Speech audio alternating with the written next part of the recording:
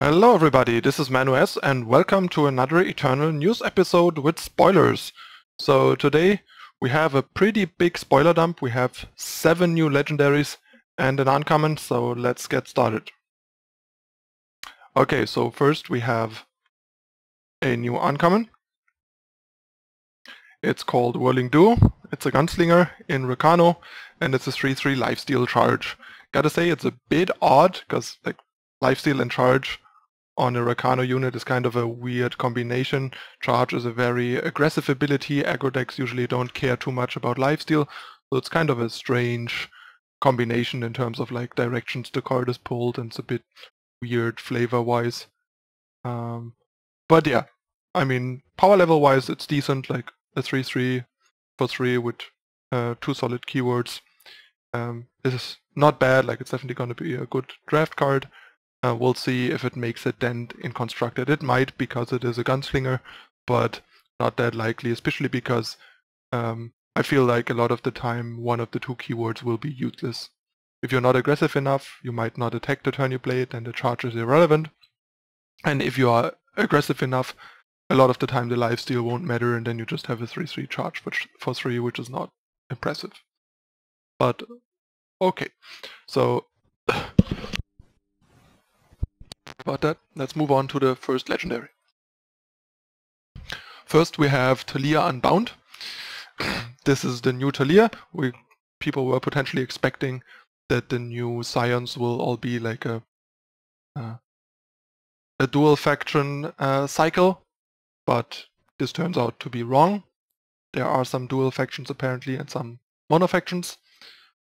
Maybe there is some mono faction versions and a dual faction version, but I doubt that. I doubt there's another Taliyah in the set that is not this one, and that is like dual faction, like a Praxis Taliyah or something.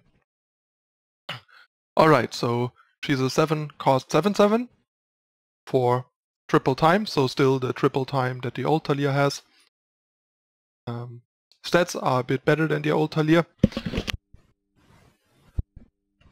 Sorry guys, got a bit of a cough. And then she has an interesting ability in a way, kind of a bit similar to the 8 cost relic that we seen. Like something that messes with your power over multiple turns. At the start of your turn, gain the power you didn't spend last turn. So you can basically hold on to power. So this basically works a bit like that ooze in Magic that just lets you not empty your mana pool. And since the power mechanics work a bit different here than mana in Magic, this is the wording to accomplish the same effect basically. And this matters especially for herself because her ultimate is pay 33, give Taliyah +7/+7 and overwhelm, so turn her into a 14/14 overwhelm, and then take an additional turn after this one. So she basically lets you time walk and turns herself into a monster that is potentially lethal over 2 turns. Although, keep in mind, if you play her, the earliest you can do this usually is like 4 turns later, because the next turn you have 7 power if you spend nothing, another 7, another 7, another 7. If you don't spend your power at all for the next 4 turns, then you have 28. If you didn't play any power, let's assume you have an 8 power drop, then you have 32, and then you need like another power drop like in the turn you activate her. So the cost is still extremely steep, and even with her ability it means you have to like do nothing for quite some time. So yeah, I'm quite skeptical, like the ultimate even with her ability seems very iffy and overcosted. Sure, the effect is nice, but in turn a million, what's it really worth it? Like either you're winning already or you're losing already probably. So the card is mostly just a 7 cost 7/7 that has the potential to say ramp you from turn 7 into like turn 9 by not doing anything turn 8. You can do something really big on turn 9 or leave some power left for something big in turn 9, for example. But yeah, all in all, kind of a cool card, like looks-wise, but I think power level and constructed-wise, not really appealing. Okay, next legendary. We have Jack Hunted Fugitive. So this is the 5th legendary of the triple cost 5-drop cycle, and I gotta say this is a pretty nice one. 7/5 for 5's already pretty good stats. 5 means it doesn't die to Runehammer, for example, and like stuff like Mortar. So 5 health means it's fairly hard to kill, beats a lot of units, even on defense. And Quick Draw makes sure that with the 7 attack, he beats basically everything on combat. And it's kind of interesting that he is bigger and cheaper and monofaction compared to his old self. That gives you an idea how underpowered his old self was. And his ability that ticks up when he attacks is play a 1/1 weapon on each attacking unit, which is actually pretty powerful. So that means he grows himself by 1, by 2, by 3 each turn, together with the Quick Draw that makes him super hard to stop outside of removal. And it also means all your other units are pretty powerful. We just recently had a mono-red mid-range deck in the top 8 of the tournament this weekend. And this guy is a great 5-drop for a more mid-rangey fire deck. Even a mono fire deck. Like imagine this with like assembly line, for example. You just attack and your assembly line grenadins all get like become 2/2s, and the ones that don't die become 4/4s next turn and so on. And assembly line also helps you defend against aggressive decks and so on. And yeah, so this is actually a pretty powerful version. This is like one of the best of the cycle, I would say. Could possibly even be the best. Like I could see this being better than Wordbearer Behemoth, for example. And pretty sure better than Amelie in the sense that it is in a better color that is much more excited about a good 5-drop like this. And yeah, definitely a pretty cool and powerful card.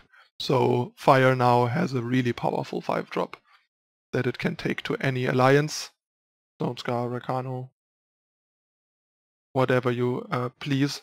Especially Stonescar and Rakano are very appealing because he's also a gunslinger. So if there's like a tribal themed gunslinger mid-rangey deck in Stonescar or Rakano, this is your man. Yeah, I love the card. It's a really, really good constructed card. I think it's almost a bit too pushed. Like the card is really, really strong. If he is unanswered, he will really take command of the board in the game and will make it really hard to lose if you control him and hard to win if you're on the other side. Alright, next we have Solitude. That's kind of an odd one. It's the first real mill spell in the game. The enemy player discards the top of their deck for each card in their void.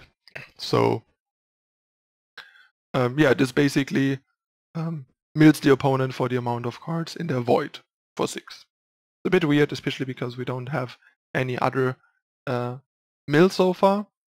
So this alone, not that strong. Like you probably need 2 copies to win the game to deck your opponent, at least. So 2 out of 4 copies and the card costs 6, so you're skipping your 6th turn to do nothing that impacts the game directly, and spend a card on something that has no immediate impact on the game either. So plus some potential blowback of Dawnwalkers and stuff like that. So yeah, it's a bit of a weird card, but maybe if we get enough other mill options down the road, maybe there's like a decent, at least playable, fun mill deck for people that enjoy that kind of strategy. To be fair, I never thought milling is particularly fun because it's very uninteractive and you just kind of sit there and try to make your opponent's deck go away while they try to kill you. But to each their own, and I know there will be people out there that will be excited about this and waiting for it to get enough support to be playable, at least as a fun deck. Alright, next we have another new Scion, the new Scion Circle. This one is a multi-faction one, and we kind of expected this one. We got the artwork spoiled pretty early, and after we seen the Horu Eileen it was pretty likely that we're gonna get a Skycrack Caleb, especially given that in some story text that we got, it was basically implied, like in the Set 3 announcement, in the Duskroad announcement, that Caleb is like searching in Skycrack and stuff, I think for his mother or something. So yeah, Caleb is a 4-cost 4/4, double fire, double primal. When you play a spell, Caleb gets +1/+1 this turn, so he's kind of like has like a trimmed down version of the Fevered Scout ability. And he has an ultimate, pay 6, put your hand into your deck and draw the same amount of cards +1. So it's basically a Wheel of Fortune type effect, or Windfall type effect with a +1. So you just get to cycle your hand and draw an extra card, which is not bad. Like you can keep kind of useless cards and spare power in your hand and then pull the trigger on this, draw 2 or 3 new cards, get an extra card on top. So it's definitely a decent ability, also a nice way to try and refuel his +1/+1 stuff. I'm not super excited about him. 4/4/4 is a bit like weak and vanilla, no abilities. So the turn he comes down, he's gonna be usually outclassed by other stuff. And then on your turn, you gotta do quite some work for him to be good at attacking. Like you need 2 spells, for example, to attack into a Titan, and so on.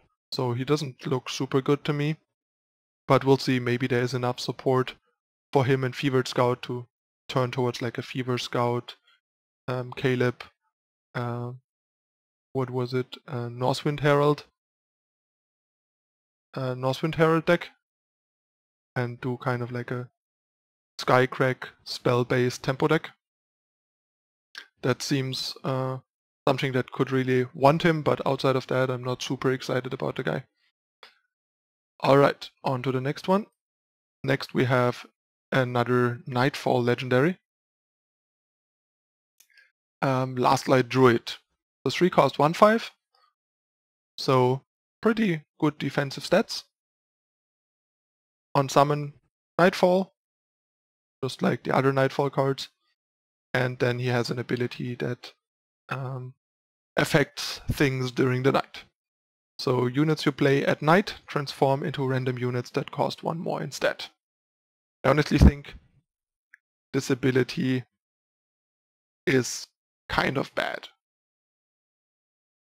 Simply because most units you put in a constructed deck are the best units at their cost, which means they are both well suited for what you want your deck to do in your strategy and also above the curve, which means if you transform them into 1-cost bigger unit, the old version, the old unit that has been transformed, will often still be better than the unit they transform into, because there's plenty of weak and below the curve units in the next cost range. So unless you roll one of the constructed staples in that range, you will almost downgrade your unit. So yeah, it's kind of a fun and interesting idea, that card, but I think like quality-wise, it's not going to be a good card. It's going to be pretty risky unless you try and find a way to kind of exploit this with, like, I don't know, random utility units that are not that strong but have good utility, and then you upgrade them into something better with like Last Light Druid and Unstable Form. But yeah, otherwise not super impressed. Also because Nightfall, I think, makes you want to be aggressive, and the other good Nightfall cards so far were more aggressively slanted, and this is very defensively slanted, so also doesn't do a whole lot for you aside of being like a wall that has the ability that it has. Okay, so next we have Ruthless Vigilante, another Gunslinger tribal card, and another Bond card. Interestingly enough, just like the Valkyrie, he also has Warcry. So he has Warcry and Bond, is a 5/4, and requires triple Shadow, and costs 9, but because he has Bond, that's not his real cost. When you bond Ruthless Vigilante, the enemy player discards 2 spells of your choice from their hand. So it's basically like a like a double Sabotage Light, because you can only hit spells, not attachments. But yeah, it's like an interesting card. 9 is a lot, even with Bond. But I mean, you might have like a highway. What's the guy? The highway Stone Scar 4-drop on 4, and then on 5 you can use that guy to bond Ruthless Vigilante into play, and as a 4/5 Warcry that like double pseudo sabotages the opponent. It's not a bad card, but I think it's possibly still a bit weak in terms of its board impact for 9, even with Bond, especially because if you have to use a big unit to bond, it's kind of the mentor phenomenon that you basically give up a unit for a turn as a blocker or attacker, which has not worked well for mentor already. So I'm skeptical about Bond. Like, the Bond cards have to be basically undercosted and overpowered when you bond them to make them worth it. So I'm skeptical if this guy is going to be good enough, especially in higher numbers.